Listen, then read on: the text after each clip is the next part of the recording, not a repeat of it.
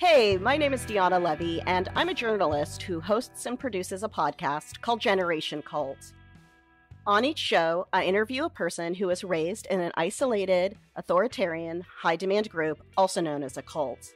And side note, I also grew up in one myself.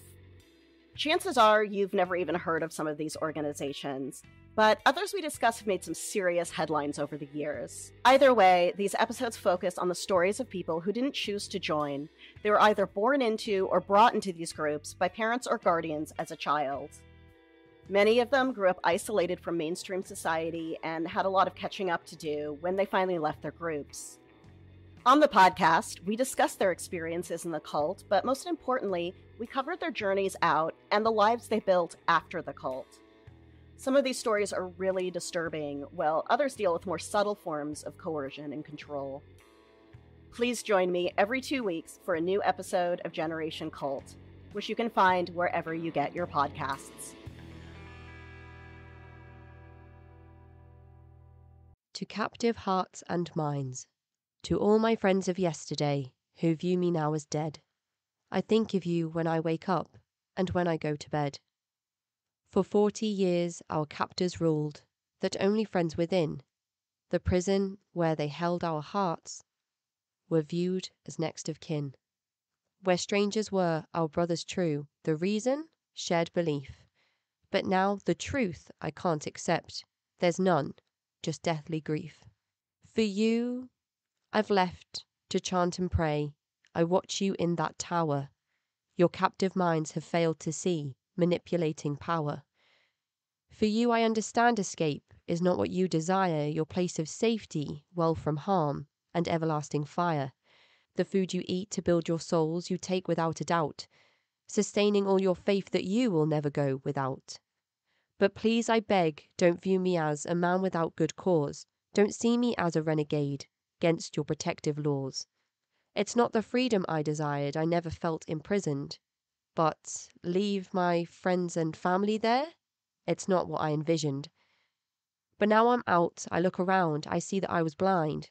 The jailers of our minds and hearts did not want us to find that there was love and good and heart outside the tower gates, that educating one's own mind would lead to selfish traits. If only you would pause for thought and ponder on how mad that playing with a plastic toy could ever make God sad. How shunning me and those who can't proclaim that God knows all, that from the start he let the pain, still knowing we would fall.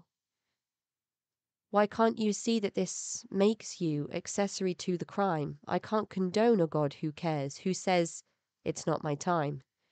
It's evil, wicked, heinous, vile to let a baby die, and worse to know right from the start and have your reasons why.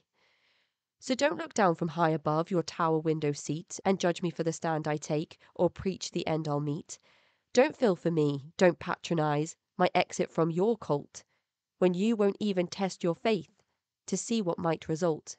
For no one ever should declare their truth is pure and real without first testing from all sides or making strong appeal to reason, logic, balanced thought, and see if it withstands the scrutiny and tough review before we raise our hands. I know you think you've done just that. I know you think you're free. It only takes a moment's thought to see what I can see. The risk is great to shun your friends, to cut your family ties, when evidence for all your trust is all but laboured lies. If pain you feel at loyal deeds are making you feel sad, then fear not questions, fear not doubt. There's learning to be had. This leadership must prove itself by independent trial. Resist its hold on human hearts. Please stop to see its guile. And when you understand that I have questions they can't crack, you'll start to see why I can say I'm never going back. The tower's tall, the leader's high. They rule you as a slave. Don't let them fool you with their hope unto that lonely grave. This is a poem by Watchtower Free on an ex-Jehovah's Witness website. I will link to this in the episode description. This poem holds particular relevance to today's conversation. Hello listeners, and welcome to this week's mini-series on the Jehovah's Witnesses with Daniel O'Brien. I'm your speaker, Casey, and for this 3-part episode, Daniel and I will discuss the hypocrisy of religion, the difficulties of the shunning process, and rebuilding an entire life after being disfellowshipped from the Jehovah's Witnesses organisation. For early access to full-length ad-free content, please visit patreon.com/thecultvault and sign up for as little as £1 a month. But for now, here is Daniel.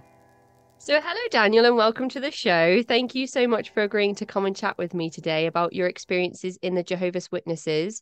I've been interested in learning more about your story personally since watching your recent ICSA panel. Would you like to start by introducing yourself to the listeners? Sure, and thanks for having me on your program. Yes, my name is Daniel O'Brien, and I was in the Jehovah's Witness cult for about 25 years, 20 of which I served as an elder in the congregation, which for people who may not be familiar with Jehovah's Witnesses, it's kind of like being a priest in the Catholic Church as far as the title and the authority, although it's without any of the education or training. To be a Catholic priest, you have to go through years of seminary, and it's quite intensive. And whether you agree with that or not, at least they have a lot of training. For witnesses for a person to be an elder in the congregation, you just have to show up to a lot of meetings for a bunch of years, answer a few questions, and they do have occasional workshops, but it's scant. And the travesty of it is that there's this focus on a form of education, but there's not the content or the depth. And so elders are woefully unprepared for dealing with the things they have to. And that's important to me because education has always been something that I've been very interested in. Towards the end of my years in the cult, I went back to university, something which is highly frowned upon by the religion. I pursued a degree first in music education and became a band director here and taught at high schools for many years. Then I added a science credential. So now I currently teach all the sciences at the school I'm at, all the hard sciences, earth science, biology, chemistry, physics, and also psychology. And I also pursued a master's degree in education. So education, real education, and the benefits that it gives to us as individuals, critical thinking skills, but also as a teacher and educator to help my students to develop their own critical thinking skills, which is so important for so many reasons. When you were in the organization, how was it put to you that further education was something not to be pursued? And how do you understand that today in terms of the real reasons why the organization wouldn't want somebody to pursue further education? Well, that's a really great question. Jehovah's Witnesses, like many cults and many controlling individuals, often are very subtle about things. They'll say, oh, we don't make rules. But then they'll say things like, a spiritual person wouldn't do this, wink, wink. And so it's highly manipulative. And you hear things like that. And, you want to be a good person. You want to be a good member of the organization, a good cult member, although you'd never say that at the time, right? And so it's very subtle. It's very insidious. And they do have outright statements that pursuing higher education is not something for Christians. My father, I was not raised in this religion. My father one time asked me why my older son was not going to pursue college. And I sent him a statement, and I don't remember it verbatim at this point, but basically it said that universities was part of Satan's system of things. And that's why my son Andrew was not going to go to college. This was after I had left the religion, but my dad could not understand why my son wouldn't go.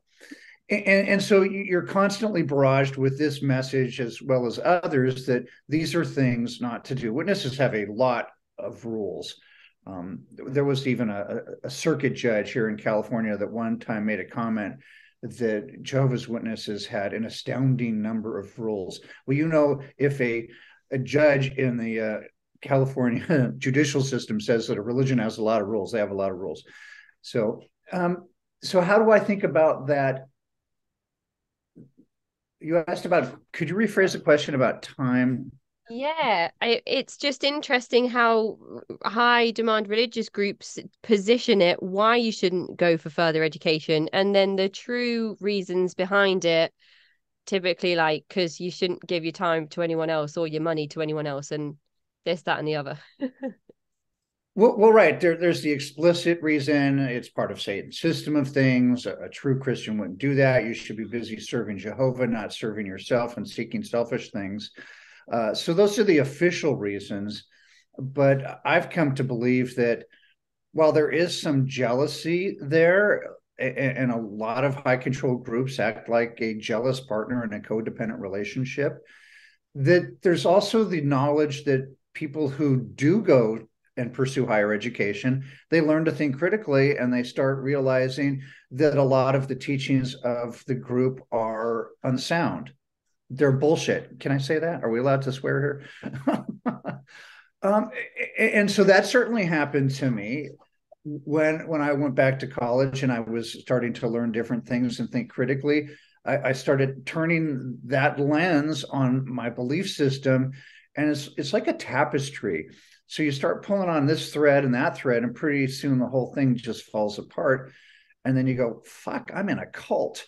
And so then there's the whole thing about how do you get out of that when you're so entrenched, which is a long story in itself. You mentioned that this was not a group that you were born into. And in our conversations, I'm aware that you joined in your 20s. So what was your life like leading up to this point? Were you brought up in any type of religious household? And were you in an area that was quite prolific for witnesses? Or was it something that you just kind of naturally yourself moved towards? Yes. So my parents were both born in the 30s and grew up post-Depression. And they were both raised in very religious households, my father as a Catholic and my mother as a Methodist. But by the time they got together and had me, they had both pretty much abandoned their religion. We never went to any church at all as when I was a child, and my dad is an atheist. My mom recently has started going back to church, interestingly, as she's gotten older. But this religion was never a thing when my older sister and I were kids. And my dad remarried and I have three younger half siblings. They never went to church. It just wasn't a thing. And so even the subject of spirituality was not something that was really discussed. So in my middle teens, I picked up the guitar and got very interested in that. When I was 17, I actually left high school early, went to college, and realized that music was a passion of mine. I started trying to learn more about music. And as you learn about the music throughout Europe's history, I particularly fell in love with the music of J.S. Bach. It was hard for me to understand a lot of the things he wrote without understanding the context historically of what was going on. And of course, well, people who were into his music know he was very prolific as writing music for liturgical music, sacred music. He was Lutheran. And I started being really interested in, since I was not raised religiously, how could these belief systems be so powerful for almost 2,000 years in Europe? I know that's oversimplifying it, but that was the initial question that pulled me in. So I started studying history. I started getting interested in religion.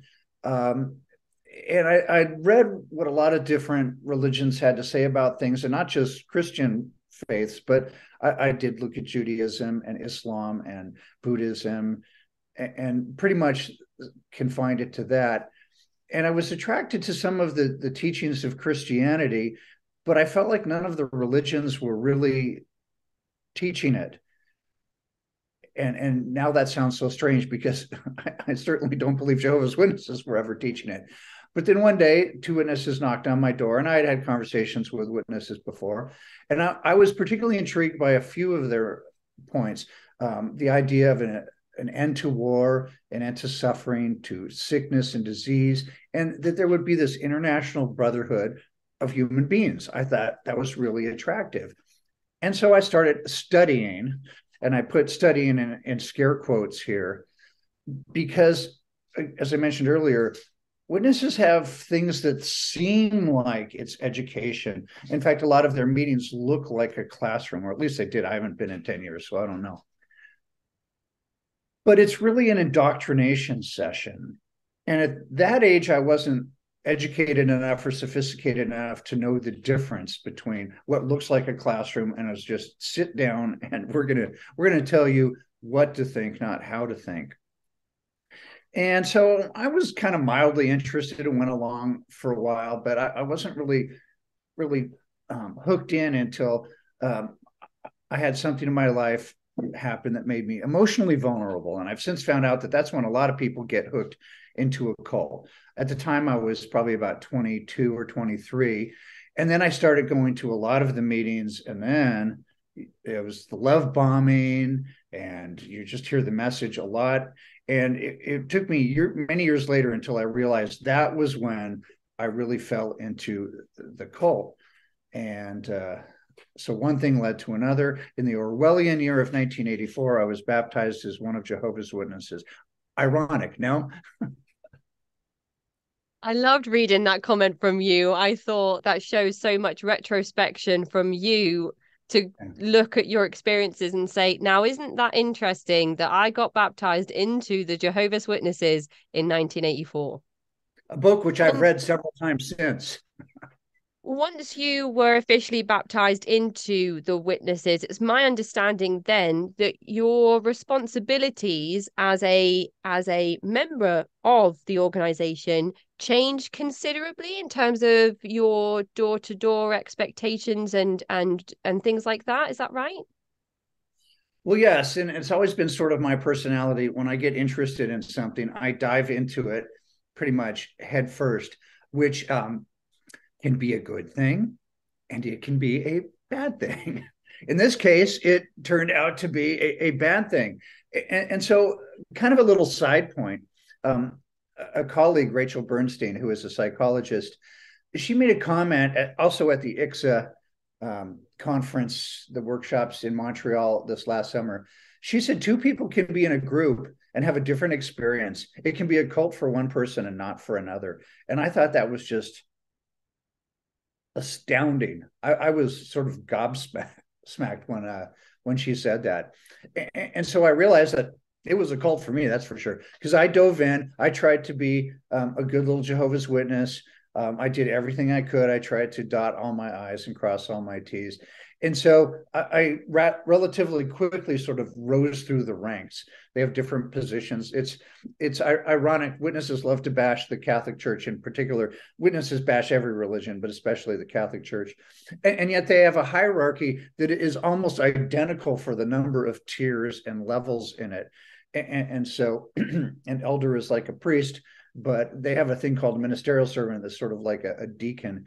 And so it was only a year or so I was appointed as a ministerial servant, which has the awesome responsibilities of carrying the microphone at the meetings and keeping track of minor paperwork.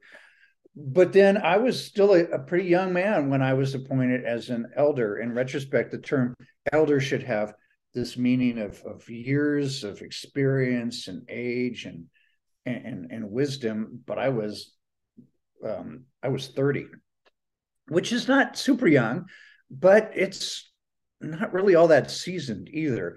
And again, in retrospect, the training and education we had was woefully inadequate to prepare us to deal with. We were supposed to counsel people who had serious life problems, whether it was marital issues or drug addiction or pornography or criminal or substance abuse. We were completely unequipped to handle those things. And yet, you somehow think if you just say a prayer to Jehovah and ask for Holy Spirit, you're going to be okay, which is really dangerous, actually, I have come to appreciate.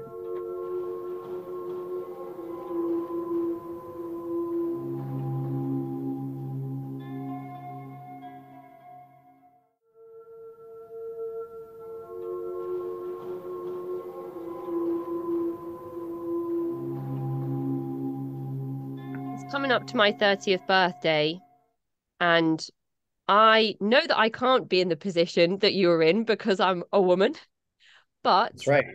I would not welcome the responsibility of deciding the fate of an individual who is perhaps about to be shunned. I would not enjoy that at all. And I imagine that that's not something that you ever enjoyed, but that there are many people in the organization that maybe do.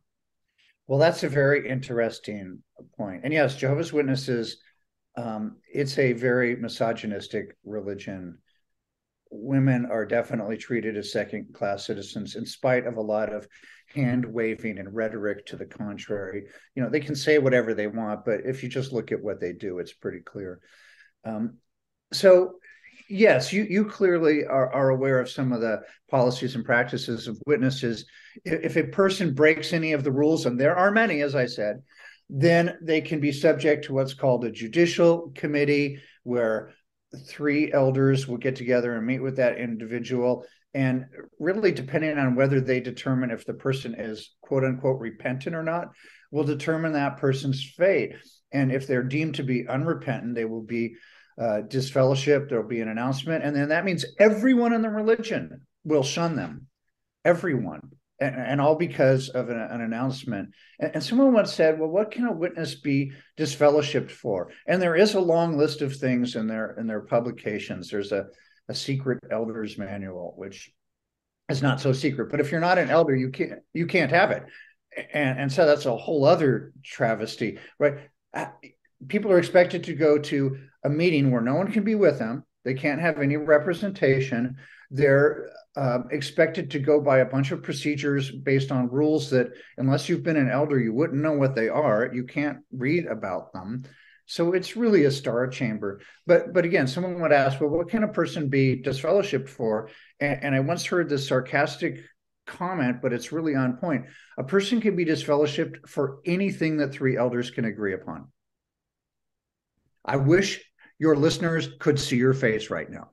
Or anything. That is so profound when you put it that way. That from the judicial meetings that former ex-Jehovah's Witnesses have detailed in previous interviews on this show, I'm having like one of those moments of epiphany. That just sounds exactly like what's happened to these individuals, because the goalposts feel as if they've moved from one person's experience to the next, even if it feels like the individual who's coming forward to talk about a historical abuse that they've endured are risking being disfellowshipped themselves based on the determination of the elders involved in that judicial meeting. Wow, that's quite something, isn't it, really?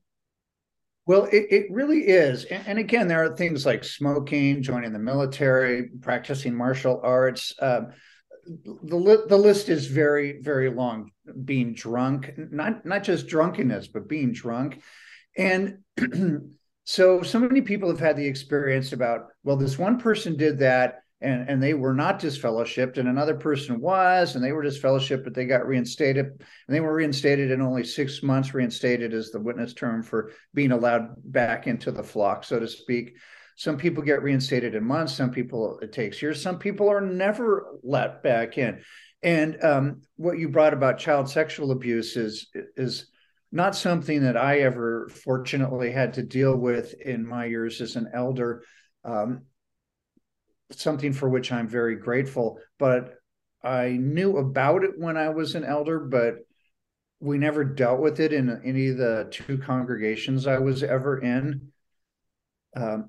But often the organization will protect the predator at the expense of the victim, because they are more interested in officially preserving the organization's reputation. They'll say, we don't want to bring reproach upon Jehovah. That is the term. We don't want to bring reproach upon Jehovah or his name. But it's really about protecting the organization's reputation. That's the second layer.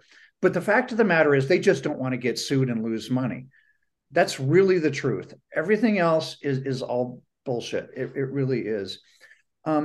Ironically, I found out after I left, a couple of years after I left, that there had been a member of our congregation who had been abusing a young woman. He started grooming her when she was maybe even a preteen, but he started having a sexual relationship with her. And he was married and had kids. And he had been a ministerial servant in our congregation. He started having a sexual relationship with a 14-year-old girl, which continued until she turned 18. He was eventually arrested and spent a year in prison for that. But I didn't find out about this until many years after I had left the religion. So people are good sometimes at covering things up. And in fact, I've come to believe that cults often force people into leading double lives. Some people, that's who they are. But a lot of people, because of the potential consequences, they'll watch R-rated movies. They'll have too much to drink. They might sneak a cigarette or, smoke some weed or whatever, but they don't want to lose their families. So they just hide it and lie about it. Something you mentioned before about what Rachel Bernstein had said about two people having different experiences in the same group.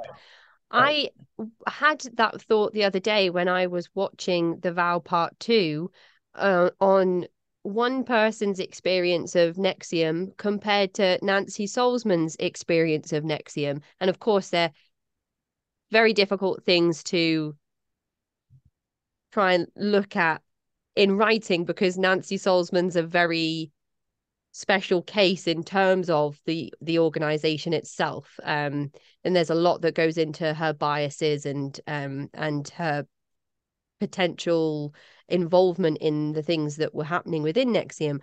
And I emailed Janja Lalich because I was looking for a word that would encapsulate that exact thing. I released a series recently about Rajneesh, and I had so many Osho supporters come forward and say, you can't speak about Rajneesh that way, or you can't speak about Osho, because for some reason people can't reconcile the fact that they're the same person.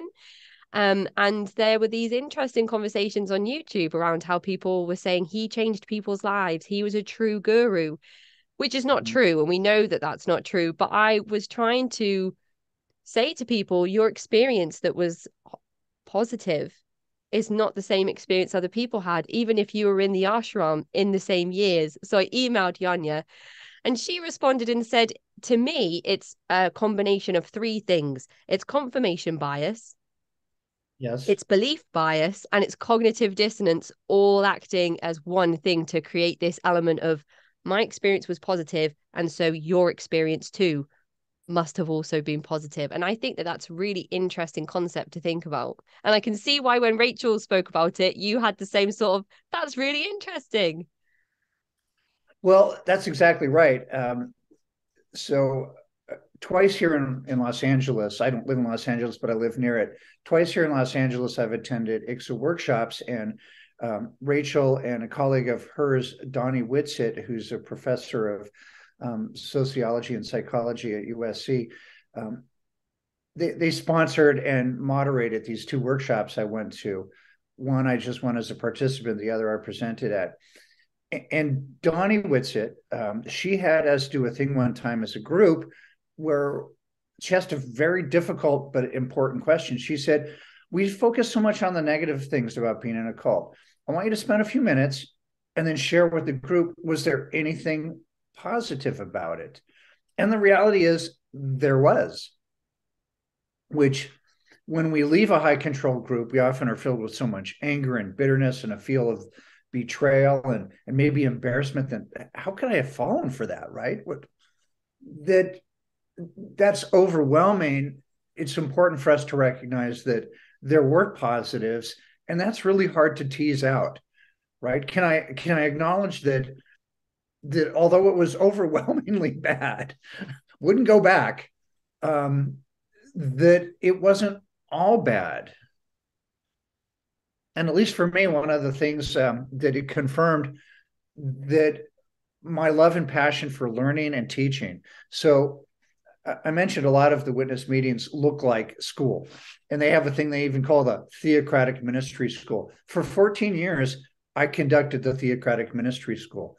And it confirmed to me something that I wanted to do. When I was in my early 20s, I wanted to go to school and get a teaching credential and become a teacher for a lot of variety of reasons. Many reasons I wasn't able to pursue that until I was in my early 40s. And a lot of it had to do with, once I joined the cult, education is out. But it confirmed to me that I liked teaching. In fact, I loved teaching. I had a natural ability. I was good at it. And so when I decided to go back to school and I said, well, this is what real education is like, that's just indoctrination, that it was eye-opening to me. And so keeping on the thread about was there anything positive about it, it was I had a lot of experience doing public speaking. I was in front of the congregation several times a week. I got to give talks in front of groups at different congregations. So that got me comfortable in speaking in front of a group. Could I have learned those skills without ever belonging to a cult? Absolutely. Right. So that's the other dichotomy too. It's like, okay, there were some good things, and I had people I loved and people that I still miss, right? But that all ended. So yeah, it wasn't all bad, but even the good things could have been learned separately from that experience. So it does get complicated. I feel as if that exercise could be a really good way for individuals to begin to reconcile everything that's been lost throughout many years spent in a high demand group, with the sunk cost fallacy, but also the grieving, as you've mentioned, the loss of family and friends and loved ones. If you're moving out of a group that does have a shunning policy, maybe that is a good first step into being able to reckon with all of those years that you can't get back, being able to look at things that were good, things that were positive, that you can take with you into your life away from the group. Because it must be devastating when you start to think about all of the things that could have been that you can't change. Yeah, there's so much there to unpack. So on my teacher website, I have a little quote that I have borrowed from Margaret Mead, the anthropologist, and she was talking about children, but so I've sort of adapted it to be about students. She said children must be taught how to think, not what to think, and so that sort of underpins a lot of my philosophy about teaching, is teaching my students not what to think, not indoctrination, but how to think. And so to do that, I first had to learn how to think myself better. And so leaving the cult since 2009, so we're on 13 plus years here. The first couple of years were very disorienting. So and I'm sure you've had heard similar things from others you've interviewed. It's like, how the hell did I join this cult? Now I'm so lonely. I have nobody. How do I deal with that? What the hell do I believe? I don't believe this anymore. Is there anything from the group that I still believe? Right? Because I know I don't believe this. I don't believe that. And so that's super confusing. A lot of people just don't do the work because it's so difficult. And so they leave the group, but they haven't really left the group. I know a young man. We were very good friends. When I met him, he was 14. He was in the congregation that I spent most of my time in as a witness. When he was in his early 20s, he went to UCLA to get a degree in engineering, and he stopped going to meetings, but he didn't do the work he needed to do. And so we reconnected about 10 years after he had stopped being a witness, more or less. But although he was physically out of the organization, he was still mentally in it very much. And so in the last decade, we've spent a lot of time about talking about that whole process and how it involves so many different things to untangle those things. And it's difficult, but it's really very necessary work. And then the other thing you talked about is connecting with our authentic self. And for me, that was very hard, but I had an authentic self. I was someone before I joined the religion, and I lost that person. And so I had to reclaim that person. And there's also a big gap. 25 years is a lot of a person's life. Like I said, I wanted to go to college and get a teaching credential in my 20s. I didn't get to do that until my 40s. And so I've heard a lot of mostly ex-witnesses, but people in other cults. And I don't want to discount their emotions, but they bemoan what they've lost. And I get that. We should grieve that. But at some point, we also need to look at what we have left in life and what we can do with the time we have left, and figuring out who we are. There's a statement that's often attributed to George Eliot, but it's really someone else. Adelaide Ann Proctor. We always may be, we always may be what we might have been. And I don't know if that's 100% true, but as long as we have life and breath, there's opportunities to grow. That is the end of part 1 of this mini-series. In part 2, Daniel and I discuss the shunning process and the consequences of this, followed in part 3 by a look at rebuilding an entire life post-Watchtower. To get in touch, you can find me at cultvaultpodcast@gmail.com or follow me on Twitter and Instagram at cultvaultpod. I'm your speaker, Casey, host of the Cult Vault podcast.